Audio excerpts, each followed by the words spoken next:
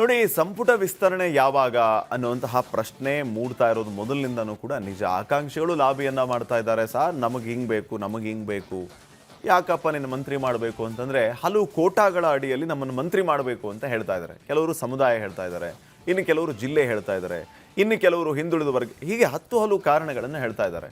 ಹಾಗಿದ್ರೆ ಸಂಪುಟ ವಿಸ್ತರಣೆ ಮಾಡೋದಕ್ಕೆ ಮುಂದಾಗಿರುವ CM DK ಶಿವಕುಮಾರ್ ಅವರು ಸಂಪುಟದ ಪುಟಗಳಲ್ಲೂ ಕೂಡ ಬರೀ ಪ್ರಶ್ನೆಗಳೇ ತುಂಬಿದೆ ಅನ್ನುವಂಥ ವಿಚಾರ ಗೊತ್ತಾಗ್ತಾ ಇದೆ.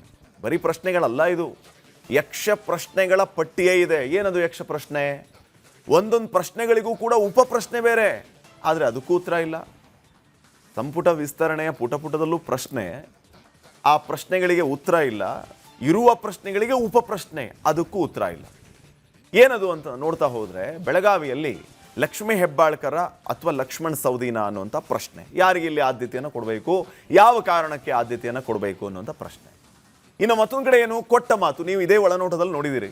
CM DK ಶಿವಕುಮಾರ್ ಸಾಹೇಬರು ಬಹಳ ಜನರಿಗೆ ಮಾತು ಕೊಟ್ಟಿದ್ದಾರೆ ಅನ್ನುವಂಥ ವಿಚಾರಗಳು ಆಗಾಗ ಇದೇ ಒಳನೋಟದಲ್ಲಿ ಚರ್ಚೆಗೆ ಬರ್ತಾ ಇರುತ್ತೆ.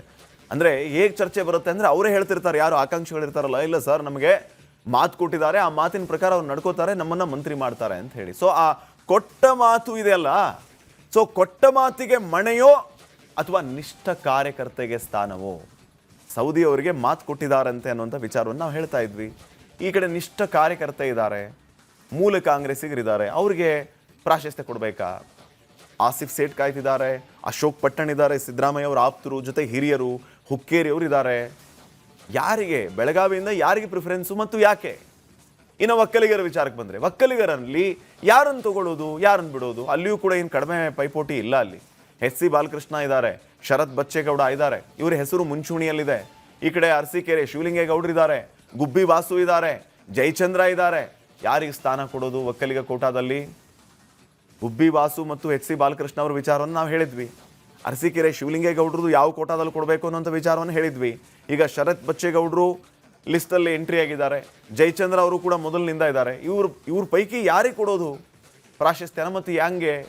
ಈ ಕಡೆ ರಮೇಶ್ ಬಂಡಿ ಸಿದ್ದೇಗೌಡ, TB ಜಯಚಂದ್ರ, ಯಾರಿಗೆ ಚಾನ್ಸ್? ಮರು ಆಯ್ಕೆಯನ್ನು ಬಯಸಿರೋದು ಮಾಜಿ ಸಚಿವ ಮಧು ಬಂಗಾರಪ್ಪ ಅವರು. ನೋಡಿ, ಇವ್ರದ್ದು ಒಂದು ಪ್ರಶ್ನೆನೇ. ಪೈಪೋಟಿಯಲ್ಲಿರೋದು ಸಂಗಮೇಶ್ವರ್, ಬೇಳೂರು ಗೋಪಾಲಕೃಷ್ಣ. ಸಂಗಮೇಶ್ ಮತ್ತು ಬೇಳೂರು ಗೋಪಾಲಕೃಷ್ಣ ಪೈಪೋಟಿಯಲ್ಲಿದ್ದಾರೆ. ಅಲ್ಪಸಂಖ್ಯಾತರ ವಿಚಾರಕ್ಕೆ ಬಂದರೆ ತನ್ವೀರ್ ಸೇಠ್, ಸಲೀಂ ಅಹಮದ್, ಜಮೀರ್, ಇವರು ಕೂಡ ಪೈಪೋಟಿಯಲ್ಲಿದ್ದಾರೆ. ಸಲೀಂ ಅಹಮದ್ ಅವರು ಈಗಾಗಲೇ ಧರ್ಮಗುರುಗಳು ಕೂಡ ಸಲೀಂ ಅಹಮದ್ ಪರವಾಗಿ ಲಾಬಿಯನ್ನು ಮಾಡಿದ್ದಾರೆ. ಶಾಸಕ ರಿಜ್ವಾನ್ ಅರ್ಷದ್, ಕನೀಶ್ ಫಾತಿಮಾ ಅವರು ಇದ್ದಾರೆ. ಲಿಂಗಾಯತ್ ಸಮುದಾಯ ತೋಳೋಣ, ಅಪ್ಪಾಜಿ ನಾಡಗೌಡರು, ನಾನು ಹಿರಿಯ ಶಾಸಕ, ನನಗೆ ಈ ಸಾರಿ ಆದರೂ ಪ್ರಾಶಸ್ತ್ಯ ಸಿಗಲೇಬೇಕು ಅಂತ ಹೇಳ್ತಾ ಇದ್ದಾರೆ. HK ಪಾಟೀಲ್ರು ಕಾನೂನು ಸಚಿವರಾಗಿದ್ದರು, ಈ ಸಾರಿ ಕ್ಯಾಬಿನೆಟ್ನಲ್ಲಿ ಅವ್ರಿಗೆ ಸ್ಥಾನಮಾನ ಸಿಕ್ಕಿಲ್ಲ, ಸೆಕೆಂಡ್ ರೌಂಡಲ್ಲಿ ಸಿಗಬಹುದು ಅನ್ನೋಂಥ ಲೆಕ್ಕಾಚಾರ ಇದೆ. ವಿಜಯಾನಂದ ಕಾಶ್ಯಪ್ನವರು ಬೆಂಬಲಿಗರು ಮೊನ್ನೆ CM ಅವರು ಮನೆವರೆಗೂ ಬಂದು ಪ್ರತಿಭಟನೆ ಮಾಡಿದರು, ನಮ್ಮ ಸಾಹೇಬರಿಗೆ ಮಿನಿಸ್ಟರ್ ಮಾಡಬೇಕು ಅಂತ. ಶಿವಾನಂದ್ ಪಾಟೀಲ್ ಅವರು ಇದ್ದಾರೆ, ಲಕ್ಷ್ಮೀ ಹೆಬ್ಬಾಳ್ಕರ್, ಸಂಗಮೇಶ್, ಯಶವಂತರಾಯಗೌಡ ಪಾಟೀಲ್, ಬಸವರಾಜ ರಾಯರೆಡ್ಡಿ, BR ಪಾಟೀಲ್. ಇರೋ 20 ಸ್ಥಾನದಲ್ಲಿ 18 ಮಾತ್ರ ಭರ್ತಿ ಮಾಡೋದಕ್ಕೆ ಪ್ಲಾನ್ ಮಾಡ್ತಾ ಇದ್ದಾರೆ. ಆ 18 ಸ್ಥಾನಗಳಿಗೆ ಇಷ್ಟೆಲ್ಲ ಪೈಪೋಟಿ. ಕನಿಷ್ಠ 45 ಆಕಾಂಕ್ಷಿಗಳಿದ್ದಾರೆ. ಇವರೆಲ್ಲರೂ ಪಟ್ಟಕ್ಕಾಗಿ ಇನ್ ಆಕ್ಷನ್, ಸುಮ್ಮನೆ ಕೂತಿಲ್ಲ ಅವರು. ನಾನು ಆಕಾಂಕ್ಷಿ ಮಾಡಿದ್ರೆ ನನಗೂ ಮಂತ್ರಿ ಸ್ಥಾನ ಬೇಕು, ಯಾರು ಬೇಡ ಅಂತಾರೆ? ಹಂಗಲ್ಲ. ಮುಖ್ಯಮಂತ್ರಿಗಳ ಮನೆಗೆ ಹೋಗ್ತಾ ಇದ್ದಾರೆ, ಸಿದ್ದರಾಮಯ್ಯ ಅವ್ರ ಮನೆಗೆ ಹೋಗ್ತಾ ಇದ್ದಾರೆ, ಹೈಕಮಾಂಡ್ ಲೆವೆಲ್ಗೆ ಲಾಬಿಯನ್ನು ಮಾಡ್ತಾ ಇದ್ದಾರೆ. ಸೊ ಈಗ ಮಾನದಂಡ ಹೇಗೆ, ಯಾರನ್ನು ಮಂತ್ರಿ ಮಾಡಬೇಕು ಅನ್ನೋದೇ ದೊಡ್ಡ ಪ್ರಶ್ನೆ ಆಗಿದೆ.